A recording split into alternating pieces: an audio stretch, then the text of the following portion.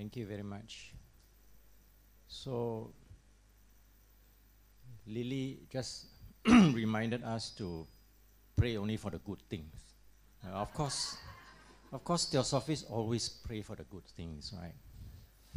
It's my pleasure now to introduce the next speaker, Krista Umbjarv. She hails from Estonia.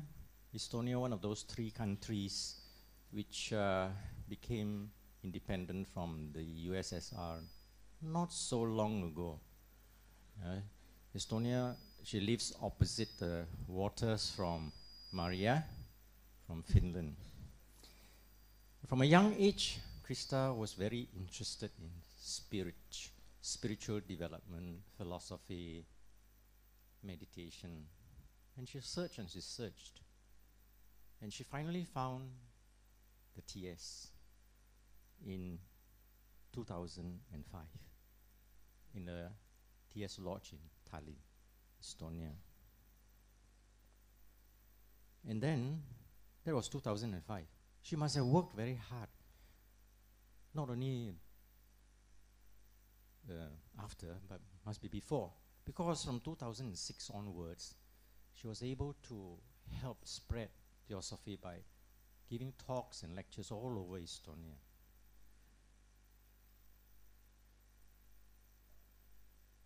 Only in 2012, she became the secretary of the European Federation, which is the bigger body rather than just a country. So she now resides in France, and she works for the Editions Adia. Editions Adia is a publishing house, publishing literature, theosophical literature in French. So you look for French books, you go to Editions Adia. So I have now the greatest pleasure in introducing Krista.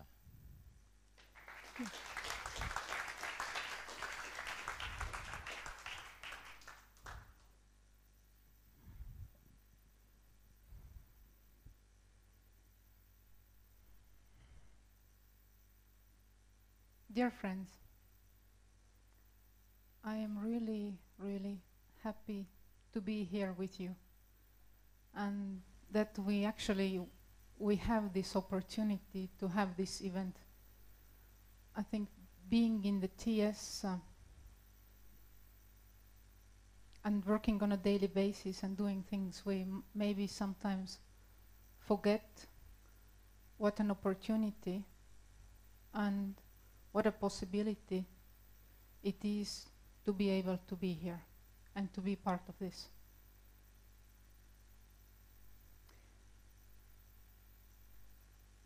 When I have tried to understand how people outside of the Theosophical Society perceive Theosophy or Theosophists, I have often come across a view according to which Theosophy is considered to be as something rather theoretical, not having much to do with daily life. And Theosophists are thought to study and read much.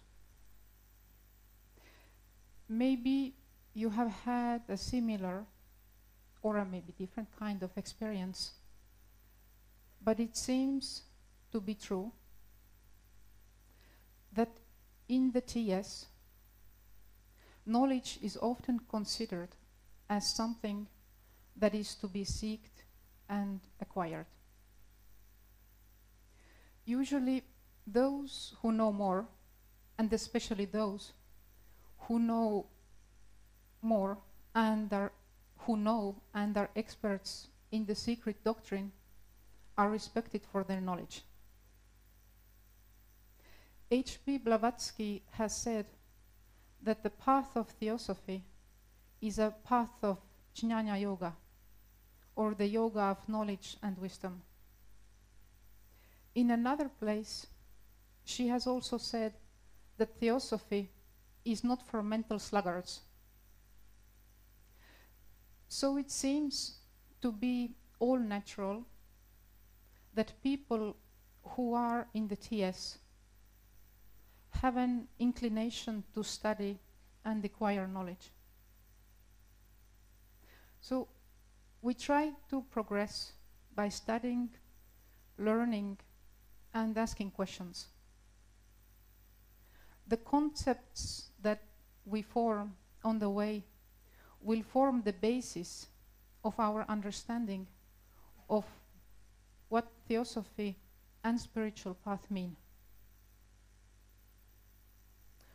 Although on one hand we are encouraged to study and learn, on the other hand the masters have said that one of the most difficult things on the path is to unlearn. Unlearn what?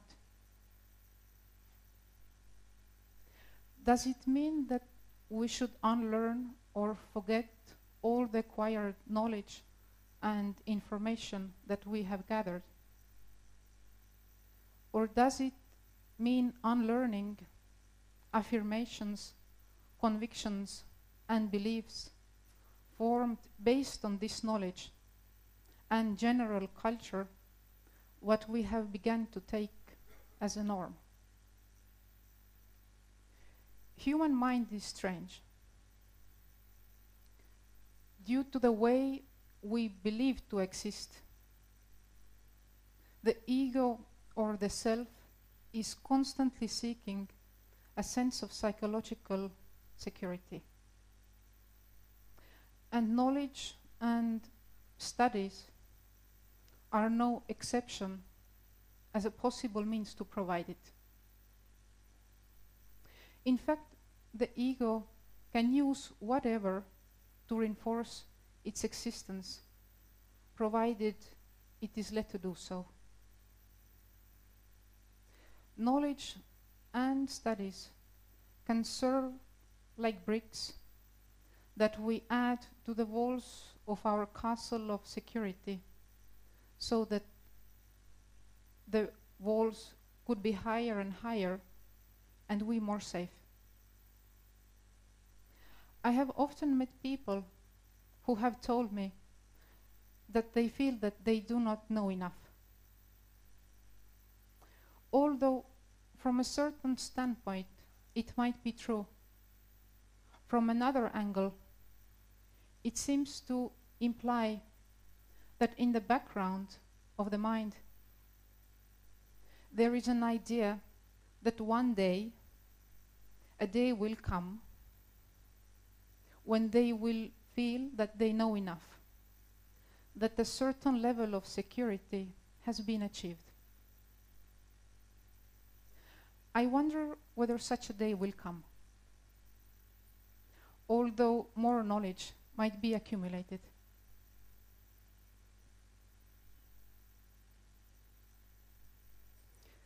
Michael Ramskar, a psycholinguist, has shown that due to increased knowledge, human brain works slower. His research has also shown that more educated people, those with a PhD degree in his research, meaning the ones who have supposedly more knowledge, were versed in creating or learning associations between things that are not usually related. To put it in other words, according to the research, more educated and knowledgeable people had more difficulties in actually learning than those who were less educated. Looking at first, these results are unexpected, because according to our usual logics, one would tend to think that more knowledgeable people have greater skill in learning. Yet, this is explained by what science has discovered in the past 100 years about learning. Namely, that learning is not only sensitive to things that are associated, but also that learning is sensitive to things that disassociate one another. What does it mean practically? To put it in simpler words, it would imply, for instance, that the more we have read such theosophical literature, where theosophy has been described as something unchanging and permanent, the more difficult it would be for us to create the association that theosophy is constantly changing and should be expressed in the form that responds best to the current conditions. Another neurological study, this time with highly trained sportsmen, showed that their skill was related to the fact that years of training had created a shortcut of neural pathways in a certain region of their brain. This strenuous training had not only created a shortcut, but the years of practicing had also made disappear a vast number of alternative neural pathways. So, what does it mean to be expert or specialist in something? Based on the research, it seems to imply that when a certain kind of knowledge or skill has been acquired, and the more it is anchored, the more difficult it would be to acquire something that is different from this. This again implies that a kind of crystallization is very possible. In our context, expertise in theosophical literature might lead to crystallization of its ideas and concepts. This might create a circle of habit, where a thing or an idea is thought to be true because there has been repeated exposition to it, and at one point we just stop asking questions about it. So instead of dealing with life as it is, we might, in certain cases, be juggling with concepts and ideas.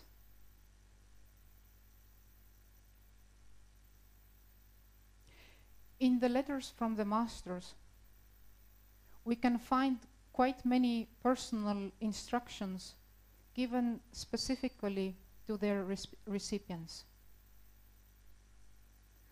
There are not too many instructions given to all members, but one such instruction was given in a letter to Francesca Arundel.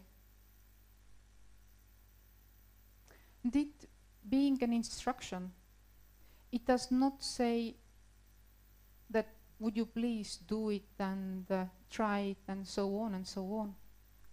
It being an instruction, it says clearly what should be done. And it is only upon us whether we accept it as such or whether we discard it. So the master said, you should, even as a simple member, much more as an officer, learn that you may teach, acquire spiritual knowledge and strength, that the weak may lean upon you, and the sorrowing victims of ignorance learn from you the cause and remedy of their pain. So it says that even as a simple member, which means every single member of the TS, we should acquire spiritual knowledge and strength so that the sorrowing victims of ignorance could learn from us the cause and remedy of their pain. Does it not imply that we as members of the TS should then really know what these causes are and what is the remedy of pain, to really be able to do it? Not as a book knowledge or some nice round theory or concept, but as a reality. There are people who sometimes say that they don't really suffer, that sometimes there are problems in life, but fundamentally everything is quite fine. Yet we can observe that whenever and wherever there is a belief in a separate self, there is suffering. Whether one is aware of it or not is a completely different matter. It is as if we are born with a splinter in our finger, and having lived with it all our life, we think that it is normal and part of life. It is only when it has been pulled out that the suffering that it had caused can truly be understood.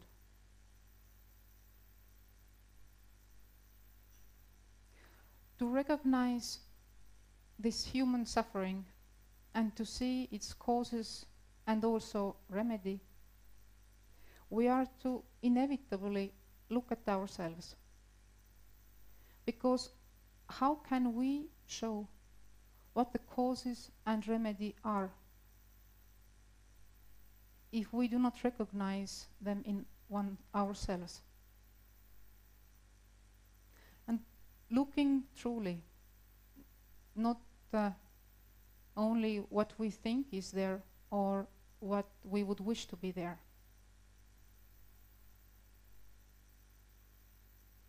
Some time ago, when I was discussing with some people the question of observing oneself, a person told me that when one really looks and observes oneself, it hurts. That it is so difficult to truly do it because it hurts. But you know what? It is normal that it hurts. When it hurts, it means that we deal with something that is real. Because we touch a sensitive point of our being. It does not mean that it has to hurt, or that one has to suffer, or that suffering is the only way of learning, because it is not. But it shows that we are dealing with something that is factual. If looking at ourselves, our tendencies, and so on, is only secure, nice, and comfortable, we are really to ask ourselves whether we are not playing with some pebbles in the periphery of our being, never touching the heart, never touching what is real in that present state.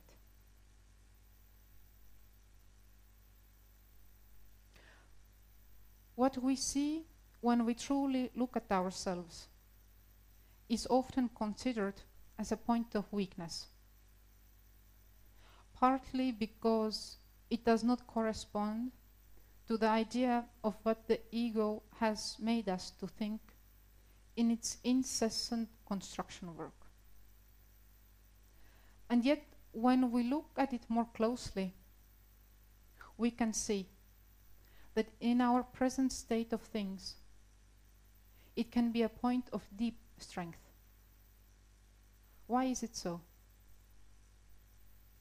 This so-called point of weakness can and will become a point of great strength, because we will learn that every single human being who still has some ignorance left, whose ego is constantly trying to reconstruct itself because its nature has not yet completely understood, goes through the same experience, the same process, the same pain, though it might have some variations and some nuances. We will then see that what we live as experience is not something personal, but something universal. Every time we see in ourselves a disturbing emotion, fear, insecurity, and so on, we can at the same time recognize that this is what humanity is living. This is what humanity is living now. We can see and recognize the causes of pain of humanity in ourselves. In the measure we have recognized pain and its causes in ourselves, we can see it truly in others when we meet them. We do not have to be a seer to know. It is enough to look into their eyes to see, behind appearances, sadness, fear, insecurity, desire, anger, and so on. It does not mean naming and labeling a person to be such and such, but because those things have been recognized as suffering and causes for further suffering in oneself, they will be recognized as suffering and causes for further suffering in others. Having been able to see the process will bring about compassion naturally, because we know what it all means.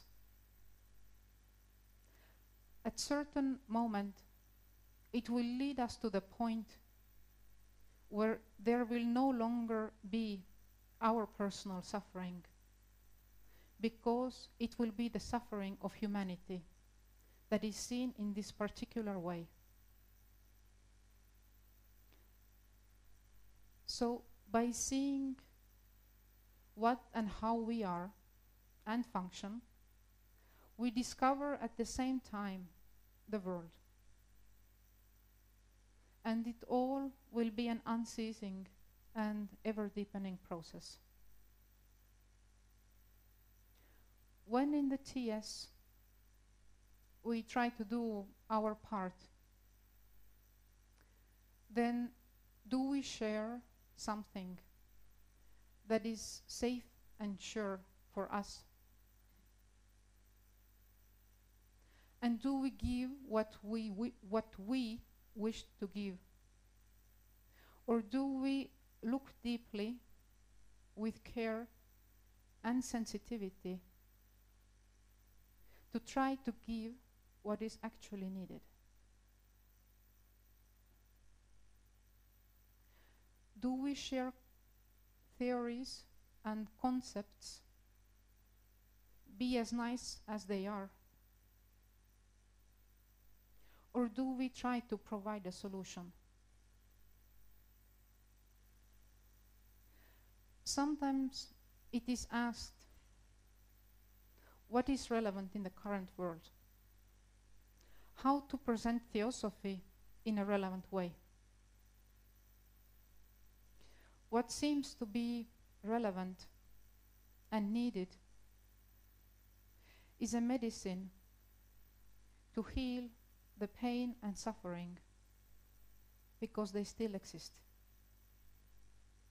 The same way they existed when the instruction was given. And the same way they will also continue to exist in the future, because human conditioning does not change as fast as we would like to. All human beings seek happiness and try to avoid suffering. The question is just how we define it, be it consciously or unconsciously. I would wish to conclude with the words of HPB, who expressed the idea in an explicit way by saying that no spiritual progress at all is possible except by and through the bulk of humanity. It is only when the whole of humanity has attained happiness that the individual can hope to become permanently happy. For the individual is an inseparable part of the whole. I thank you for your attention.